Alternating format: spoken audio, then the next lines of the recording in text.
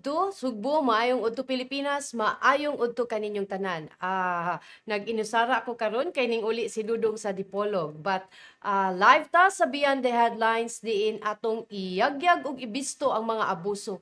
Tabangan natong pangita og solusyon ng mga problema ug labaw sa tanan, atong palanugon ang tingog sa komunidad. Thursday karon mga higala, December 28. Unsa gani ang December 28, Eric? It's the feast of Innocence Day karon, di ba? So it's napa ba inosente ron? I think the babies na lang mga inosente mga higala. Anyway, Thursday karon, December 28. 29, 33 days na lang ato nang sirad-an ang 2023 and welcome 2024. We pray and we hope that everything will be better sa 2024 mga higala. Sa atong tanan, sa atong health, sa atong panrabaho, everything, atong mga pamilya mga higala, hinaot nga mas mahayag ang atong 2024. Anyway, karong buntaga, karong udtuha, aduna kitay daghang isgutan. Numero 1 ini kining hitabo sa, by the way, pending, stay tuned mga higala, kay naatay gisunod nga aduna kunoy usa ka pang-hostage dinha sa usa ka bus nga naa sa First Mandawi Mactan Bridge, katong the old bridge. Gi-follow up na karon sa atong mga kauban sa Integrated Newsroom. Maghuwat lang ta og feedback ug aduna na ba kitay kauban nga tua sa field. So atangin na ninyo, no? But for now, atong hisgutan kining problema sa usa ka kanang diha sa Cebu IT Park. Nag-post ni siya si Jara, hold on ha, si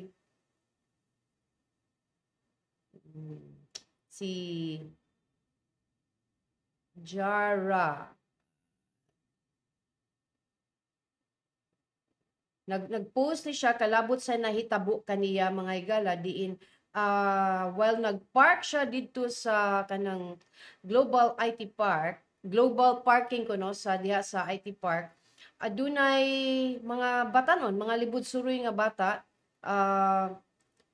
Post ni siya ni Janra Jimenez. Iyahang problema mauna nga kanang mga 26 ni ato ning December 26, 4 a.m. sa December 26 na hitabo. On padung siya, I was on my way home when a group of stray kids, mga libod suroy nga mga bata, siguro between the age of 8 to 15 years old, nangayo sa iya og kwarta while padung siya mo sud sa iyang auto nga naka-park dito. Ay matud pa ni Janra nga, I refused very politely while walking as I noticed that they were doing some inhalant drug. Kana bitaw sigurong posible nga nag-rugby ni sila, no? So, nisud siya og dali-dali sa iyang auto kay feeling niya kanang dili maayo ang sitwasyon diya sa maong lugar. As I was getting ready to drive away from the parking space, usa sa mga bata ang nilabay sa iya og bato sa iyang auto ug naigo ang windshield sa iyang auto. Makita nato no nga na kanang pusgay na crack gyud ang iyang windshield and even gave her a bad finger. As you can see on the photos, the video, it was badly smashed. To make matters worse, there was no assigned marshals to guard the certain area. And I spoke to the paid parking person hoping to get some minimal help, also to ask if we can check their CCTV. The CCTV footage was no help as it was in black and white and images were too dark. She just then immediately texted one of the roaming guards and arrived 20 minutes later to check on her. Now, this is the interesting part, matud pa ni Janra, because both the pay parking attendant and the guard told her that the same group of kids have been causing trouble in IT Park for quite some time now. One incident was one of the pay parking employees got smashed by a rock on the face. Lisod na sa nino. Pero mo ni siya, according to Janra, by those kids and was hospitalized due to it. They also throw rocks at some guards as well whenever they just feel like it. The pay parking employee also shared that she locks the window of the pay parking stand whenever those kids pass by for her safety, as she is also terrified when those kids are around. They already asked the help of the barangay tanods but still no solution to this huge problem that's happening repeatedly. Since none of them could do anything except write an incident report, which is very much understandable, I just immediately went to Police Station 4, which is sa Mabolo ni siya nahimuta, and filed a report. I am deeply disappointed with the security measures in IT Park, matud pa ni Janra, no? As this is my second horrible incident in the area.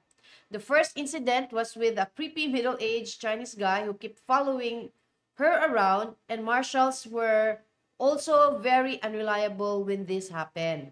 The management in IT Park should take this matter seriously because not only their loyal customers are getting harmed, but also their employees. One positive note, thankful to God, it was my windshield and not my face. So, mo ni ang panawagan ni Janra sa management sa IT Park. Makahadlok pud oy nga kanang, kanang mo ni mahitabo nimo at 4 in the morning. So, ang nahitabuan ni atong gi paningkamutan nga makuhaan nato og reaction ang management sa IT Park ug ang hepe sa Police Station 4, which is Mabolo. Si Colonel Regidor, ato siya i-try og tawag, no? Kung kay mobiling ra ba siya, matud pa ni Colonel Regidor nga kanang naana sila buhat ni atong i-try og contact si Major Regidor ug istorya pa ba nato ni siya. Kay mobiling ni siya karon. Anyway, earlier, matud pa ni Major Iranio Regidor na ang kaning maong minors, ilan na ning gi-investigate karon. In fact, ni-coordinate na sila sa Cebu IT Park Management aron matagaan ni siya og pagtagad. But before that, matud pa ni Major Regidor nga ilahan na ning nag-conduct na sila og murag rescue clearing operations aning mga beggars, kaning mga tulog bitaw sa sidewalk, as well as kining mga kabataan. They called it a rescue operation clearing. Rescue clearing operation siguro, no?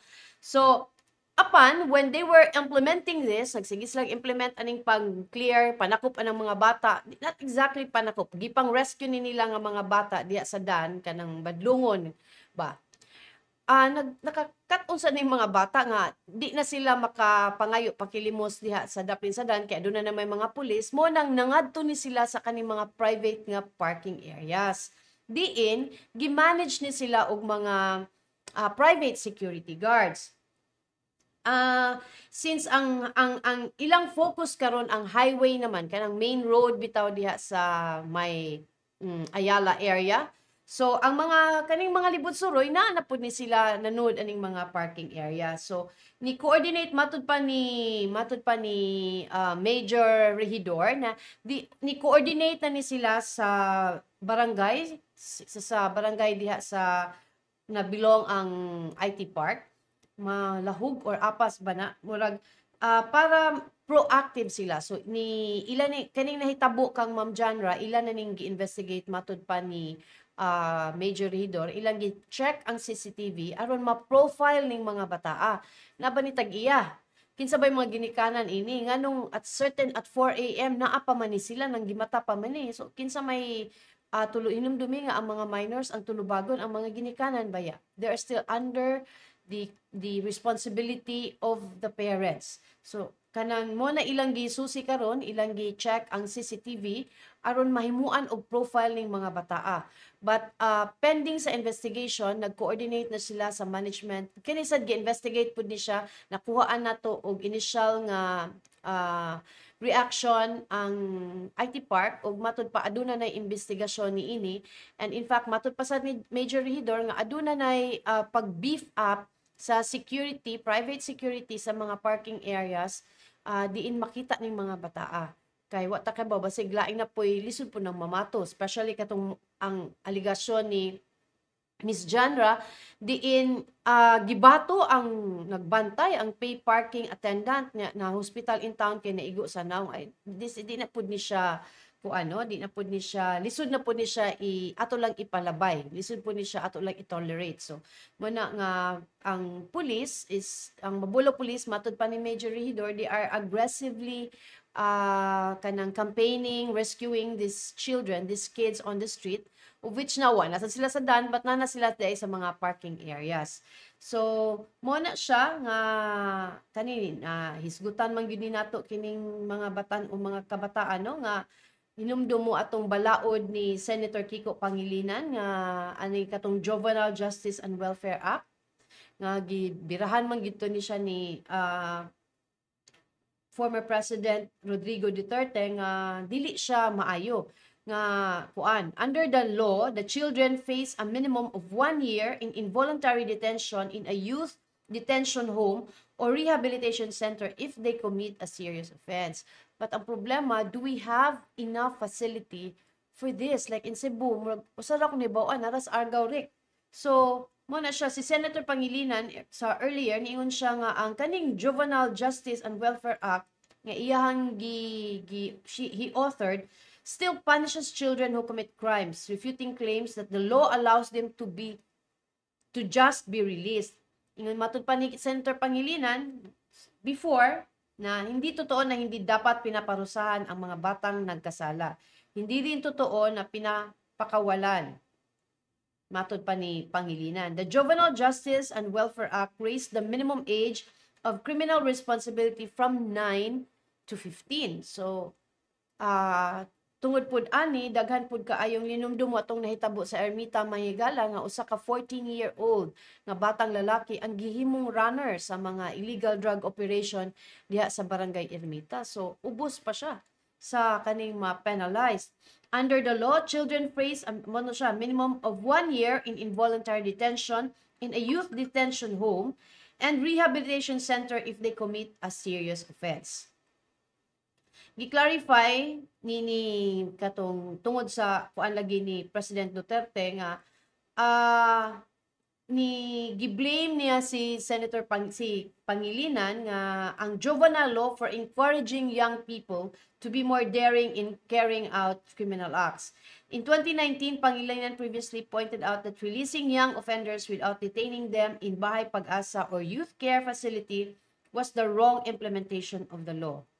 Kay mo man to nga buhian sila under custody sila sa ginikanan katong 15 below kay ang 15 above gisaka man nato from 9 years old to 15 ang masanction sa criminal justice, the juvenile criminal justice law. So mo na siya karon nga makita nato nga murag di ta sigurado kung this has something to do with the implementation of the law or kakuwang sa facility sa pag-rehabilitate sa atong mga batanon, sa atong mga kabataan. So, hope this ma-resolve, mapangitaan ni og solusyon sa kapulisan, sa DSWD, kay lisod po kining atong mga libod suroy nga mamato na lang, kanang this violent acts ba, so young an age, nga mamato ka nya ma-innocente in town tong pay parking attendant if tinuod tong gi-claim ni Miss Janra nga naigo in town sa naong na hospital pa lisod pud ka istanan. So hopefully the investigation both conducted by the Cebu IT Park Management ug sa Mabolo Police Station will result into something nga ma-resolve ni ang problema ug ma-address ni ang mga libod suroy nga naa nag-loiter around mga parking lots dinha sa Cebu IT Park. Mahinumduman na itong mga higala nga there was also an incident wherein nireklamo sad siya kay ang iyang motor gikawat didto sa parking lot kay murag wala niya na lock ba to ang iyang motor mo tong somebody pagbalik niya trabaho man siya sa IT Park pagbalik niya wala didto iyang motor pag ang apparently ang wa pod siya namatngunan sa parking attendant posible nga ang parking attendant di na niya in town ma-memorize ang tanang dagway sa mga tao nga nisudi na. But the fact nga nakapaandar siya sa motor, so that means, nag-assume lang po siya nga iya hatong sakyanan. So, daghan na kaayutang mga insidente ngayon ani. So, hopefully ma-address ni siya sa management sa Cebu IT Park, mga higala. Okay. So, kaya siya problema sa atong mga libod suroy. Hope that ang DSW maka-address ni at the same time ang atong kapulisan. So, karon pa dayon ta hinumdum mo mga higala. Kamo ba din nakabantay ba mo kamo naka-experience pa mo kamo nagtrabaho diha sa IT Park? Kumusta ba inyong sitwasyon? Kumusta ba inyong experience diha sa parking area sa IT Park? Do you experience a similar incident na nga na experience ni Miss Janra, o you have your own experience na pwede ninyo ma-share basin atong mahisgutan para mahibaw-an pod sa kapulisan o sa management sa Cebu IT Park. But while waiting for your comments, arita maghisgot aning 2024 budget. Hinumdum ka nga, hinumdum mo nga katong na-interview din atong bisita si Councilor Jocelyn Pesquera. Ato siyang na-interview kalabot aning budget. Kaning budget sa Cebu City gikan sa 100 billion nga gipangayo sa Cebu City, gislash siya sa Cebu City Council to 22.9 billion. Now, ang budget less than a week after it was passed, kay gipass man siya atong Wednesday, last Wednesday, gipasar man siya, gi-amend sa City Council with almost 4 billion added to the previous approved 22 billion after the Budget and Finance Committee admitted there were typographical errors committed by the approved budget. Ang members sa City Council ni convene og special session kagahapon, December 27, through Zoom. So via Zoom lang sila to discuss several matters including the amendment of the budget ordinance. Matud pa ni Councilor Noel Wenceslao nga siya ang chairman sa Committee on Budget and Finance nga before the start of the special session, they had committed a few errors in the budget appropriation for the City Legal Office and the Local Disaster Reduction and Management Fund. So, kaning aduna day error sa budget aning duha ka opisina. Ang first error revolve around CLO's maintenance and other operation expense. There were typo errors, inflated the allocated amount. He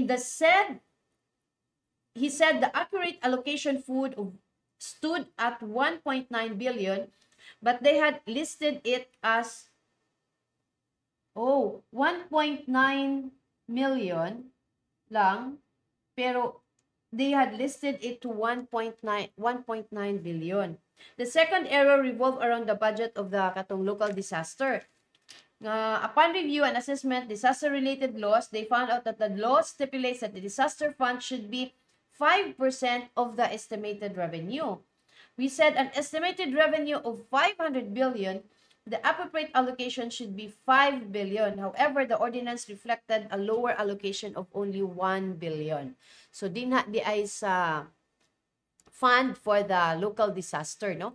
Dako kaayo ang 1 billion to 4 billion nga difference. So, mo na siya nga nisaka ang budget. Pero ang atong atangan aning problema sa atong budget, ang reaction pa ni Mayor Michael Rama nga until now wala pa ni respond ang mayor kung unsay ang action buhaton kalabot aning pag-slash sa iyahang budget nga ubos man kaayo compared to sa 100 billion niyang gipangayo. So earlier matud pa ni Mayor Mike Rama nga kuan kanang it is incumbent upon me to look at it from the point of view of the executive. Matud pa ni Mayor Mike Rama in response to queries regarding sa approved budget nga gislash by 75% mga higala. Si Mayor Rama who is in government service for 31 years in public service. Taas-taasan nino. 4 terms as mayor, he expressed the need to review the minutes of the budget discussions highlighting the allocation for bonuses before providing a response. Leave it to me because as a chief executive for 31 years in public service, 4 terms as mayor, I have all the courses of action. Addressing the concerns about this delayed response, Mayor Rama assured that he would give his words at the right time. So, maghuwat ta og unsay tubag ni Mayor Mike Rama ani iya baning i-veto, iya baning dawaton. So nag-atang pa ni og dakong diskusyon no og what will happen to this budget. Iya baning kung iya ning i-veto unsa may buhaton sa City Council, what will happen? Or if not basig magkuanta magkatong gitawag ni kanang kung naay deadlock, we will still be using the 50 billion budget sa last year. So, si GM Villaveles, Oh, happy wedding anniversary di ay ni Jingjing and Rolando Moralio from Italy with love. Maodeng ni uli ka dong kay anniversary di ay nila pero si Miss Jingjing I think is in Italy. So murag sige lang wa man sa distansya ang gugma pat no naamang gid na siya sa bisag asa pa no sa to naaramang gid na siya din ha. So happy anniversary Dodong Moralio og ni Miss Jingjing.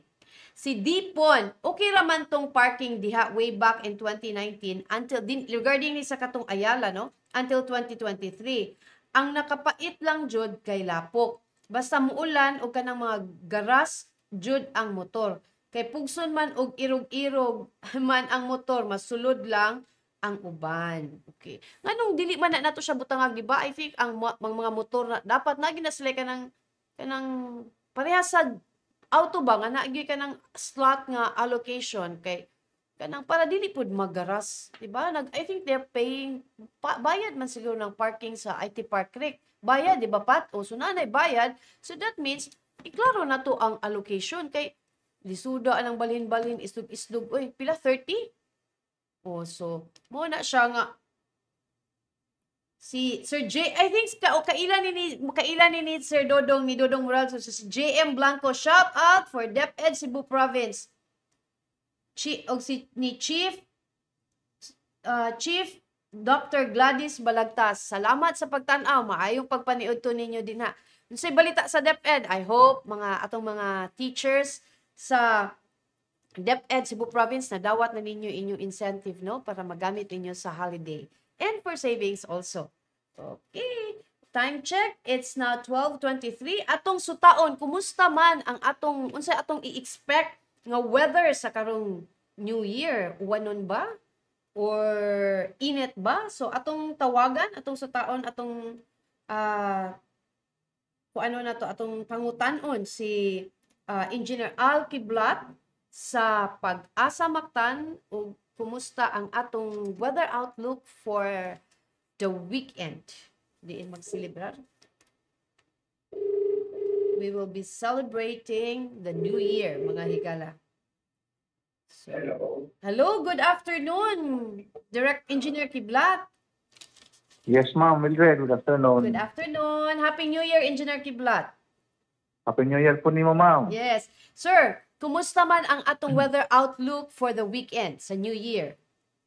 Okay, ma'am. Wa man tayo nakita nga low pressure area or bagyo nga musuod sa Philippine Area of Responsibility for the next 5 days hangtod sa January 1 and first week of January low chance nga dunay bagyo or low pressure area. So generally fair weather yun ang ato ang gipaabot weather condition for the next 5 days. Unya naalang ng mga isolated rain showers o kanang mga patak-patak ng mga pag-ulan sa pipila ka mga lugar. Unya ang easterlies mo muna ito ang i-expect na mopadayon o epekto for the next 3 days. Unya do not say chance na sa 31 sa Sunday maabot na diri ang kaning northeast monsoon or hanging amihan na makasinatin natag mas bugnaw-bugnaw nga panahon ikumpara sa mga miaging adlaw karon. Pero bugnaw-bugnaw lang ni panahon, pero dili uwanon or there will nalang yung mga localized thunderstorm. Naagna, di ginato na mawagtang ng posibilidad na doon nakita yung mga localized thunderstorm. Labi na naapan yung mga easterlies na hangin nga gikan sa dagat Pasipiko na magdaasan ng mga pag-ulan. Labi na yung mubangga ni aning mga kabukiran na to. Doon ay chance na doon ay kalit-kalit nga uplifting sa mga hangin nga init. Unya, mo-build up man siya mga kaning thunderstorm clouds. So, mo ni manunungdan na to nga doon ay chance nga mga isolated rain showers. So, hopefully, magpadayon, bugnaw-bugnaw atong panahon. May tag mo padayon ni padung sa Sinulog, Engineer Kiblat, no? Para dili kaayo init atong Sinulog. Layo para ba itong Sinulog? Wa pa tayo makita nga data nga makahatag ta og outlook kay second week man ang ato ang kuan. Pero sa kutob sa January 9 sa ato ang base sa ato ang tropical cyclone potential threat forecast, wa kita na pa nakita nga low pressure or bagyo. nga Katong pag makasugod sa Philippine Area of Responsibility. Okay, katong pagkuan Engineer Kiblat, pag Christmas, di ba murag uwanon sa to? Walay LPA ato or localized thunderstorm lang gid to? Wala to siya, easterlies to siya. Ah, Kani kung easterlies. easterlies nga init gikan sa dagat Pasipiko nga hangin, kuan siya duhay dala ani. Usahay kaning maayong panahon, kita kay natong adlaw, na doon na siya higayon katong giingon ako nga makamugna ni siya mga interaction sa land, makamugna ni siya mga pagpanag-om, nga makahatag po natong mga pagwan or kanang kalit bitaw nga amihan masagulan siya lain pud nga bugnaw nga hangin. Mao na siya makabuild up na siya cloudiness unya makahatag po mga pagulan so motong nahitabo adtong Pasko sa December 25. So there was no low pressure area. Kaya I remember in our earlier interview, wala naman tayo nakita nga laing bagyo nga musod, engineer, no? Wala Yes. pa ta karon nakita. So sa duha ka semana wa pa tayo nakita nga low pressure area o bagyo nga suod sa par. Yes. Kumusta sad ang ano na to? I think di ba was it last week you're supposed to have a briefing on El Nino? What is the latest on that matter? Last week to nagkandak ta og anti-meat forum conducted by the Central Office of Pag-asa in Quezon City. So ang nakuha na tong informasyon, nagpadayon ng strong El Nino nga nasinati na to karon. Karong gyapon to, expected nga mo last until second quarter of 2024. So ang pinaka-grabe nga epekto nga masinati niya nato kanang Mayo, April, May nga masinati na og drought ang daghang kaayong parte o area sa Central Visayas. So karong kuan December ako nakita nga makasinati ta og below normal. So magpadayon ni siya hangtod na sa May. So January, makasinati na tag dry condition. Kung dry condition, successive na 2 months nga ang ato ang nadawat nga ulan is below normal. Nga dayon sa February, makasinati ta og dry spell. Sa March, magsugod na ta og drought. Diin 5 ka buwan ang atong masinati nga below normal condition sa atong mapagulan. So mo niya atong bantayan sa ato ang kakulangan sa ulan niya nga daghan kay epekto sa daghang sectors sa society. Yes, Engineer Kiblat, sa inyo bang sa inyong discussion ining El Nino, were there naa ba dito ang mga other agencies, mga other government agencies nga kanang appeal dito basin maka-prepare, especially the agriculture sector? Yes, ma'am. Present gina sila, ma'am. Invite na sila niya. Kuhan ka na sila. Mo participate gina sila na ang DA, sa sektor po sa energy, na po sa water. So, kompleto, ma'am. Sila gina mga kuhan yun mo raise o mga questions. Sila ang daghang kay concern. So, permi gina sila atong i-update ang atong information para sa ilaha, ma'am. Para sa epekto sa kanakadayang sektor labi na kaming energy, water, even health. Yes, So naana and sila health. permi, ma'am. Yes. Ang sa Central Visayas, asa nga province or asa nga specific areas na kita nato nga mas grabe ang kanang makasinati og katong drought. The whole Visayas, man. Okay. Nakita na to, ma'am. The whole Kay Visayas. this is a strong El Nino. Na parade man nato ni from moderate to strong El Nino. So ato na lang ang po nga dili ni siya mo sampot or mo reach atong level or intensity nga very strong El Nino like El Nino in 1997, 1998 El Nino, 1982, 83 nga grabe to ang epekto even 2015 and 2016. So ang Grabe last, to mga epekto ha. okay, ang last nga strong El Nino was what year gani Engineer Kiblat? Very strong 2015, 2016. 2015, 2016. So 16, 17, 18, 19, 20. 5 years. Then Yes, 5 years. That was 5 years ago. So, di na tamta maabot anang ko na. Pero, namoy ginaingon nga although kining epekto sa El Nino mag-create may mga abnormalities sa climate, pero dili uniform ang epekto, okay. ang impact. So, naay mga lugar nga mas dagan ang ulan ng sinati, na lugar nga pinakagrabe ang epekto. So sa pagkakaroon manggod ang nakita sa ato ang kuan climate outlook, Visayas and Mindanao ang mas dako ang impact, so ato ning bantayan. So ang atong problema gyud dayon ani Engineer Kiblat ang tubig gyud no. Ang supply Tubig is sa atong kakulangan. tubig. Yeah. Kung kulang tag-ulan, kulang ta og kining tubig, magkanit-kanit na ang problema, ang impact niya kini pong ato ang temperatura mosata. Mao man tani doon na initial manifestation kay karong Disyembre gani ako natanaw nga slightly above normal ang ato ang temperature. So possibly ang ato ang minimum average sa temperature is 24.6. Karon na ako man sa mga 25 degrees Celsius Init bitaw na karon. minimum temperature. Mas init pa siya. Init O, bitaw ang karon. Muna ni, epekto na ni siya. Although masinati, po nato sa January ang kani surge sa Northeast Monsoon. Pero again, ang ato ang forecast na slightly above normal ang ato ang temperature because of the effect of the El Nino. Minimum. So, hopefully mag-ampulan ta nga dili grabe ang epekto dinhi sa Visayas, engineer no, kay ang atong dagang mas lisod na gani nag-recover pa ta from Odette, from COVID, and there's another natural nga calamity nga atong makita. Okay. Yes ma'am, kay katong miagang strong El Nino ang 1997, 1998 mo to'y grabe ang impact diri sa Central Visayas. Yung 2015, 2016 sa Mindanao sadto. Okay. So hopefully di man ta magampo sa ubang lugar, pero hopefully ang Central Visayas hindi kay magrabe ang apektuhan na ni. Okay. Engineer Kiblat, daghan kaayong salamat. Happy New Year. Okay, so sa pa yan ma'am, mukha pinyo sa tatong tanan.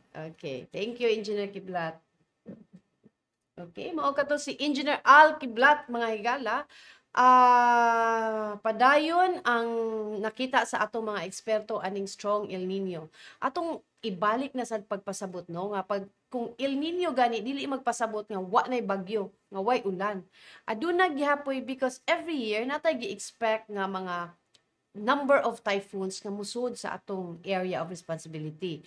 Apan with the strong El Nino, muus-us ni sila. Let's say for example katong giingon ni Engineer Kiblat nga mag 22 man siguro to atong expected nga bagyo pero 17 pa lang ang nisulod. So kung inana manggod ang mahitabo, 17 pa lang ang nisulod, ang mahitabo ana ubos ang atong uwan. Kung ubos ang uwan, ubos ang atong tubig. Nagsalig ra ba ta sa surface water. So basin jag magsige na lang tag desalinate ini. Which means, mas mahal siya nga cost nga tubig, mga higala. Real Mayol, shout out diri sa Casili Hills Homeowners Association.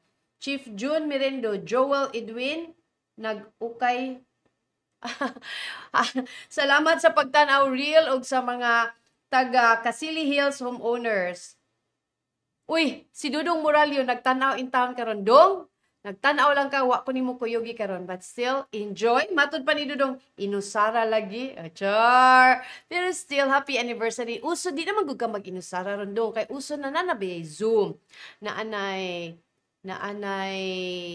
Messenger. So daghan na kaayo ang chat apps for in pwede ra gyud mo magstorya ni Miss Jingjing the whole day if you like. But it's not the distance, di ba dong? It's the love you shared. Oh, happy anniversary diha ni mo dong.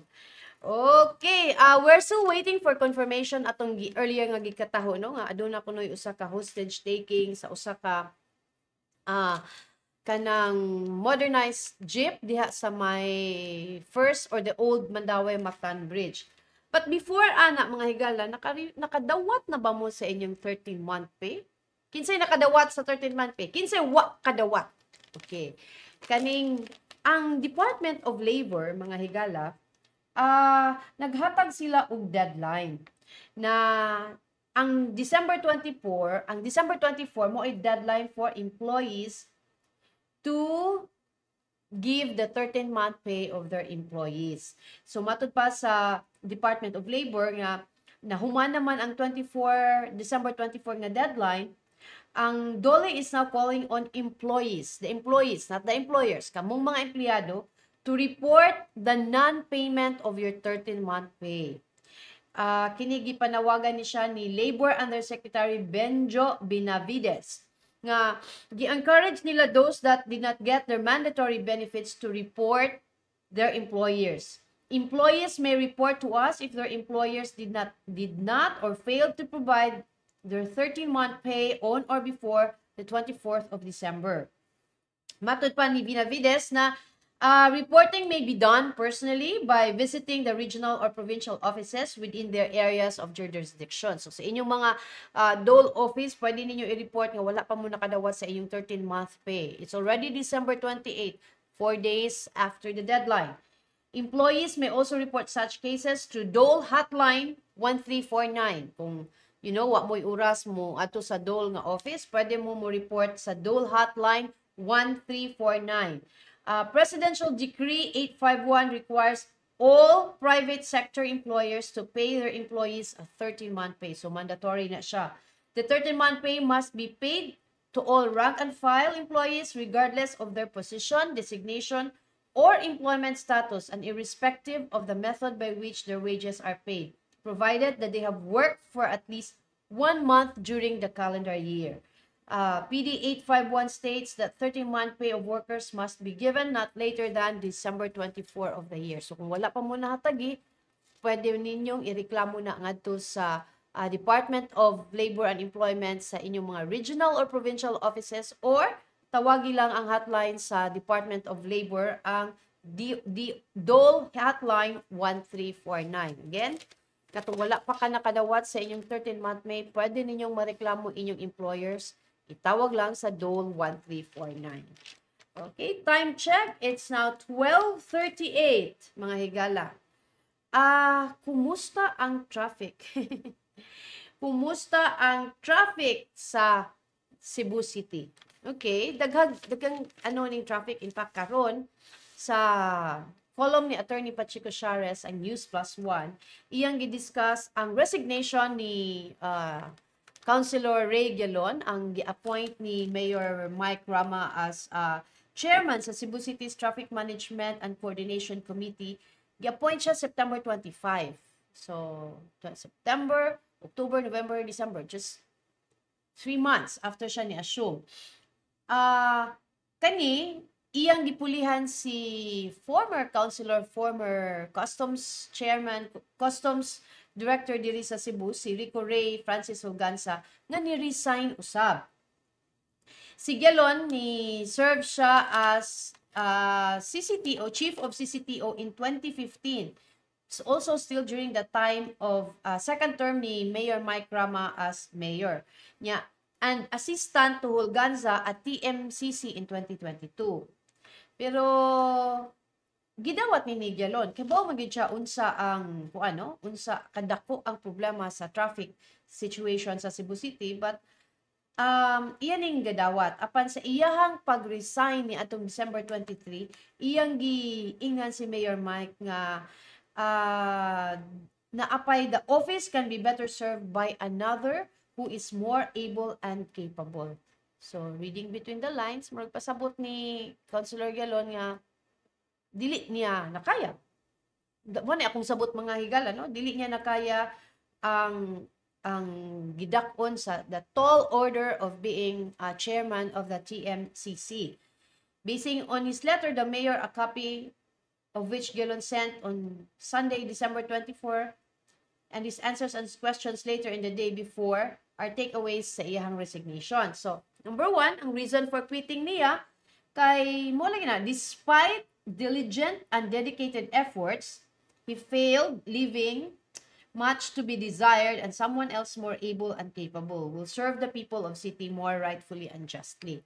So, too many cooks spoil the broth. Matod pa ni Galon sa iyahang pakighinabi, I think, ni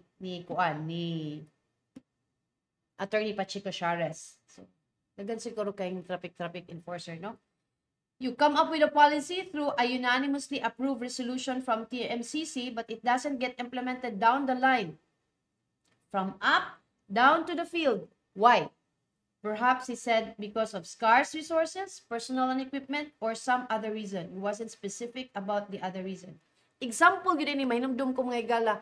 Kana bitawng pag-abli siraan ng El Curso, kanang slot, kanang the entire SRP, the South Coastal Road, the Cebu South Coastal Road, sirado gina siya.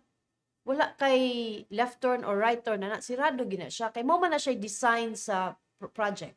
Sirado na siya kung ganahan ka mo U-turn, if you're coming from SMC side and you wanna go back adto ka padong sa Sisilex or going to Cebu City, either ari ka mo agi sa Mountain Wing going to kuan or ari gyud ka sa under sa bridge na aman din ay U-turn slot. So dako ang paghimo ana nga U-turn slot, milyones pud na siya, dili na siya ordinaryo nga cost. So it cost us million of pesos to build that.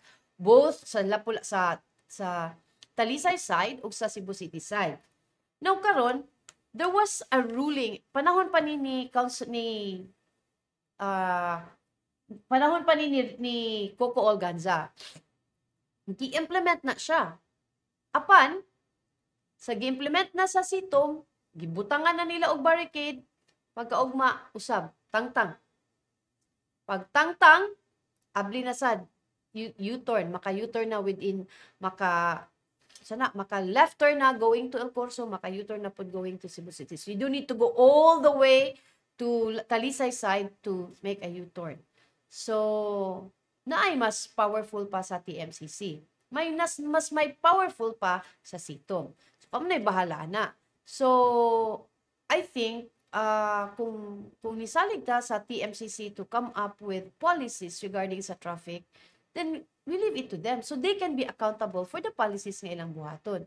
But if magbuhat og policy ang TMCC, but i-overrule by somebody above, lisod pagtrabaho. Later on, sila ang gitahasan sa pag-manage sa traffic sa Cebu City, but yet ang ilahang mga policies, ang ilahang mga gibuhat dili mahitabo. Sakto giingon ni Councilor Gelon nga he failed living nga dili siya moabot. Ha? It doesn't get implemented down the line. So motoy nahitabo ni CCTO Chief Raquel Arce sa diyang ato siyang ipangutana nga ma'am na may policy ang TMCC ngano nga abli man na siya wa ko mabuhat, I am ordered somebody above sa iya to open it. So kamo nay bahala kung kinsa nang somebody above niya. More telling was this line from Gelon, I sense that I am no longer necessary, like when some matters are adopted by CCTO or where traffic management plans in traffic-prone areas are implemented without TMCC's approval. Murag wala sila GC. Murag mo ni iyang pasabot nga too many cook spoils the broth. So kinsa man gyud? Unsa man ang structure? TMCC, CCTO, or unsay role sa TMCC unsay role sa CCTO? Ang CCTO, I think naa siya sa executive, so siya ang mag-implement. But ang TMCC, the one overseas, and mo kita sa policy, mo implement og mga traffic rules, sila ang mo forward ana sa CCTO. Kung nganong wa na siya ma-implement sa CCTO, well, that's a question we can ask CCTO Chief Raquel Arce in another interview on this matter. Edgar Curatibo, nana di ay okay, nagtinubagay ra ni sila sa katong greetings ni Real Mayol, no? So, padayon ta mga higala, katong mga bag-ong ni tune in lang sa atong program karon, atong gihisgutan kaganina katong nahitabo sa Cebu IT Park diin usa ka auto ang gilabay sa mga libod-suroy nga mga libod-suroy nga mga bata dinha sa Cebu IT Park na kagay ang iyahang windshield o pangutana kinsa may mobayad dato. So bago gyud to ni Miss Janra, he has to kuan ana. So si Kevin Ray N. Chua, we should aim to be the Cebu City, not a Singapore-like Cebu City with Melbourne features. Solmax Motovlog, SRP National Highway ba na? Dili ba na under DPWH? Ang tawag yun anang daan diha sa within sa kanang moagi mo traverse from the viaduct going all the way to Talisay. It's the Cebu South Coastal Road. Mo gina siya CSCR gina siya. Under na siya sa DPWH. Lahi pod ang South Road Properties. That one is panag-iya sa Cebu City. But ang Cebu South Coastal Road is under the management of project na siya sa DPWH. Sir Solmax. Matod pa ni Sir Kevin, no, we should aim to be the Cebu City, not a Singapore-like Cebu City. Cebuana man gyud ko. So I'm proud to be a Cebuana. And I'm proud of Cebu City despite all its problems, despite all its kanang mga problema. Walay daotan og mga ambisyon ta to be like Singapore. Everybody wants Cebu City to be the best. Bisag kinsa nga nagpuyo sa Cebu City, ganahan gyud ta nga manindot ang dakbayan. And I think dili lang ni siya burden ni Mayor Mike Rama nga siya atong mayor karon nga panahon, but kita mismo, kitang mga Cebuano, ato sad ni siyang bago. Simple things, kita mga namuyo sa Cebu City, a small act, dako na ni siya, kana lang yung number 1 gyud, let's dispose our garbage properly. Pag-segregate sa basura, kay kuwang man gyud atong resources, dili man gyud na enough. Sa kalayo sa atong labayanan, na adito sa Bukirang Lusaran ba na? Sa Binalio. It's in Binalio. Kung uroy ka sa south, naakas Bulacau, kalayo sa imong biyahean to Binalio, ang distance alone already affects sa pagkulikta sa basura within the barangay. So, dili everyday makakulikta og basura. But, if kita sa atong mga household, atong gisegregate na daan ang recyclables, ang kanang ilabay gyud dito, siguro mas madali ang atong mga basurero sa pagkolekta sa basura. Kani siya, mga di na gini sila recyclables, automatic biyahe dito. Pero wa mo gud nag-on and off ang implementation sa kaning segregation. Kanang wala siya niabot sa point nga nahimo na siyang batasan sa mga tao nga mag-segregate kita sa atong basura. Kay the garbage is costing a lot sa atong budget sa Cebu City. Magbayad man ta sa atong sa volume sa basura atong ilabay ngadto. So the more volume atong gilabay dito kay wa ta nag-segregate, diretso na atong labay dito. Mas kanauntang kwartaha nga atong gigasto para sa atong basura, ang ngayon to natong igasto nato on social services, health services, infrastructure, daghan kay kuwang, daghan kay panginahanglan ang Cebu City in terms of infrastructure. Kuwang atong dan, ang atong populasyon nagkadako, ang atong mga sakyanan nagkadaghan, pero ang atong dan pareho pa. Sa pagkakaroon, nakuhaan pa gani tungod kani sa Cebu Bus Rapid Transit Project sa DOTR. Ang kanang sa may, wa man nagipadak-an ang kuan, wa man nagipadak-an ang daan sa Osmeña Boulevard. Atong giguba ang Center Island, but at the same time, nakuhaan nato sad ang diri sa both sides para sa traffic nato. Abit Ginto, dapat unta, welcome to the Cebu City. Yes, sir. Solmax, Singapore-like, dili raman na bahin sa kalambuan sa city. Mapa-structural man o balaod, usapod ang attitude sa mga tao sa city, which is di makontrol sa mayor o wa jud gi-apply sa mga tao maong mahimo ang Singapore-like tungod sa kinaiya sa mga tao. Agree 100%, sir. Ang paghimo sa Cebu City sa Cebu City, dili lang na kang Mayor Mike Rama. Kita tanan sa Cebu City. Ikaw, Eric, ikaw, Pat, nga tigamit sa daan, appeal mo ani. It has nothing to do with, dili ni siya kanang bago lang ni Mayor Mike. Sila tig-amplify unsay plano kay atong siyang gisuhulan isip mayor sa dakbayan sa Sugbo. So, but mga higala, ang paghimo sa Cebu City nga, the Cebu City, the great Cebu City, is a job, trabaho sa tanang mga Cebuanos, tanang mga tao nga namuyo sa Cebu City. Making Cebu City free from drugs is not just the job sa police o sa sa lokal nga kapagamahanan, but natong tanan pagpakabana. Kung kita tanan magpakabana nga, hoy, kani nga balay nagdrugas-drugas ni report sa pulis. Read. But dili man gud malikayan mga higala nga naatay kakuyaw, kahadlok kay naaman saggoy usahay ka konsabo dito sa atong reportan, so kita ang maapiki. Si Kevin Chua ni padayon siya about anang sa IT Park incident, need gyud mag-coordinate ang PNP o ang security personnel diha. Na ay police station sa IT Park pero tuan na sa tumoy. Basig daghan gani wa kabaluan na. Nagkadaghan jud ang libod suroy diha sa IT Park. It's true Sir Kevin kay ngano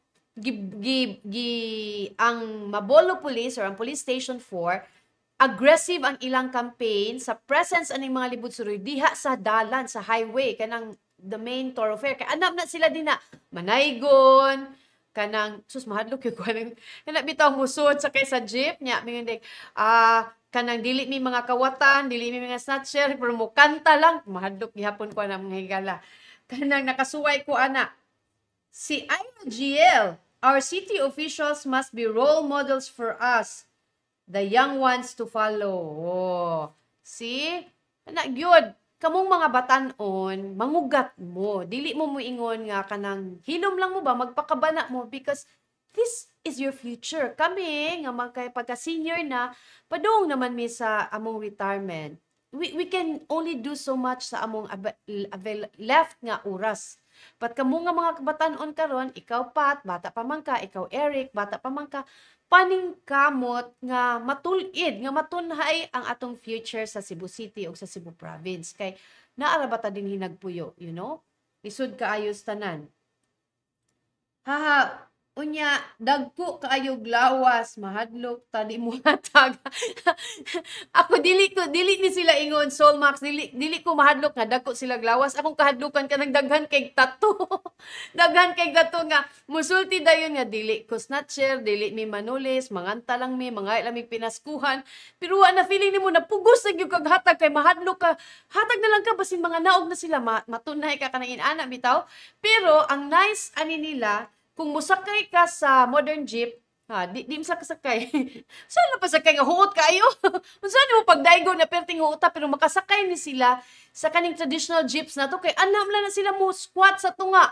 Nya mo kanta dayon nya kana bang manguhit gyud nimo ba? Pastilan makuratan man ta ani oy og basin niya og kanang wa pa noon tay na nadunggan mga higala nga nabay gilabay bato kay wa ni hatag wala naigon pero kanang mahadlok ta ba it's a mahadlok maybe kanang ma-uncomfortable ka nga with their presence nga inani so hopefully ang atong mga kapulisan kaning cover sa main kanang highways nato diri sa south gikan sa South Bus all the way to St. Jude Bulacau ug mabantayan lang na sila dinha especially diri sa South Bus all the way to kanang Dr. Uy nga clinic ana diya kasagaran mo sakay nya kanang manaygon, mangayo, maghuol ko ng mga bata dapin sa daan, mangayo. Uy, kay basin niyag maligsan, masaghiran ba? Pero, in fairness na manganta diha og mga Christmas songs nga pinakurug-kurug ang tingog. Nya kanang feel kay ba? Nga ikaw, ganahan ka muhatag. But ang problem ang kung muhatag ka, there's an anti-mendicancy law. Kanang, you're caught between muhatag ka or mu-violate ka sa balaod. Kana siyang inana. So, hinaot ang atong mga opisyales atong mga kauban mga kaila diha sa DSWD ug sa kapulisan kuyog mo aron masulbad ning mga libod suroy in town nato nga mga bata nga napa ni sila chance nga ma-correct ma-rehabilitate nga matulid ning ilang kinabuhi in the future mga higala.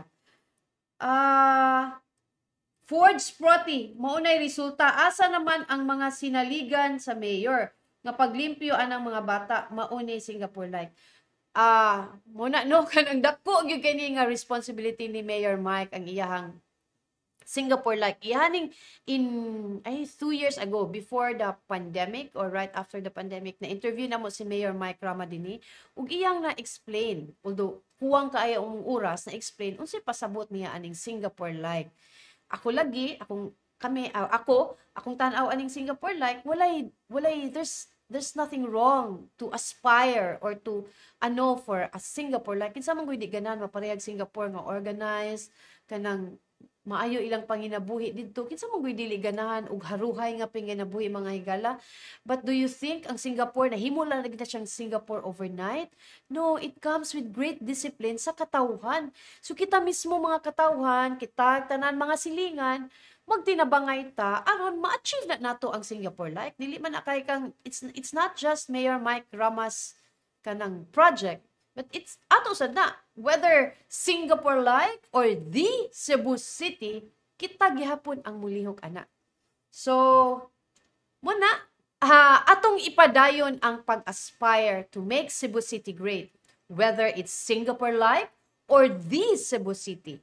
Kitang tanan magtinabangay, mahimo walay imposible, mahimo ni tanan from the simple acts of paglabay sa sakto sa atong mga basura, pagtuman sa basic traffic rules, kana lang simple lang ka nga kung yellow na gani unong na lang ay nagbiting the red light kay madisgasa lisod kay nang madisgasa daghan na makaangin tag mga inosente nga kinabuhi sama na hitabo atong sa pag December 25 dito sa Mactan Bridge nga ni counterflow ang usa ka SUV namatay unta in town tong usa ka habal-habal driver nga sinaligan pa in town sa iyang pamilya, sa iyang mga anak ug sa iyang mga apo. So, kanang we really need to be more cautious sa atong kadalanan, atong paggamit sa dalanan. Hinumduman nato nga dili ra kitay naggamit sa dan. Adunay sa imong pagkiat-kiat, makaangin ka sa laing mga kanang commuter sa mga motorists. So magbantay gid ta always on the safe side.